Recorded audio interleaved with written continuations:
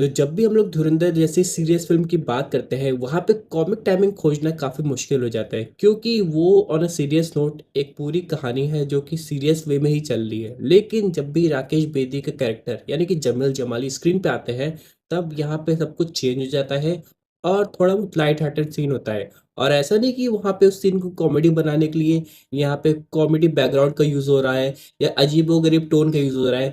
Background भी नहीं रहता, कोई ऐसा कॉमेडी म्यूजिक भी नहीं रहता, लेकिन तब भी उनकी एक्टिंग इतनी नेचुरल लगती है कि यहाँ पे लोगों के चेहरे पे स्माइल आ जाती है। और जब भी यहाँ पे एंड वाला सीन लोग याद करते हैं धुरंधर पार्ट 2 देखने के बाद, स्पॉइलर अलर्ट, तो उसके बाद सब कुछ बदल जाता है। और इसीलिए कहा जाता है कि कभी-कभी जो साइड कैरेक्टर्स होते हैं वो मेन हीरो को भी आउटशाइन कर जाते हैं या फिर पूरी कास्ट को।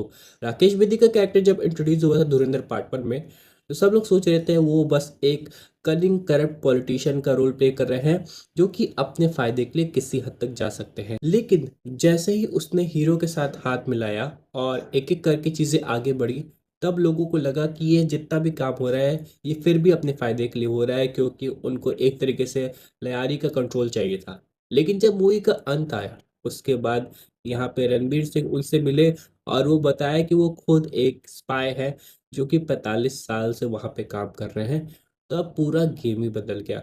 यानी कि कोई ऐसा कैरेक्टर जो कि पूरी ऑडियंस को 2 पार्ट तक पूरा एकदम चेंज करके रख सकता है, उसके बाद जो वो अपने आप को रिवील करता है, तो ऑडियंस उसे किसी और तरीके से देखती है।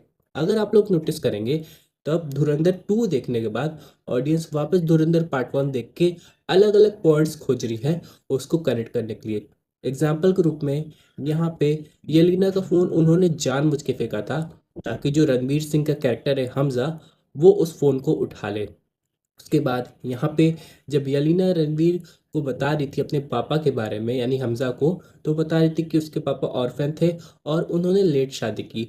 और ये सारे डॉट्स अब जाके कनेक्ट हो रहे हैं और क्लियर हो रहे हैं। लेकिन ये सारी चीज़ कैरेक्टर को तो बहुत अच्छा लिखा गया है, लेकिन कैरेक्टर को जो एक्टर प्ले कर रहा है यानी कि राकेश बेदी सर, उनकी परफॉर्मेंस आउटस्टैंडिंग है।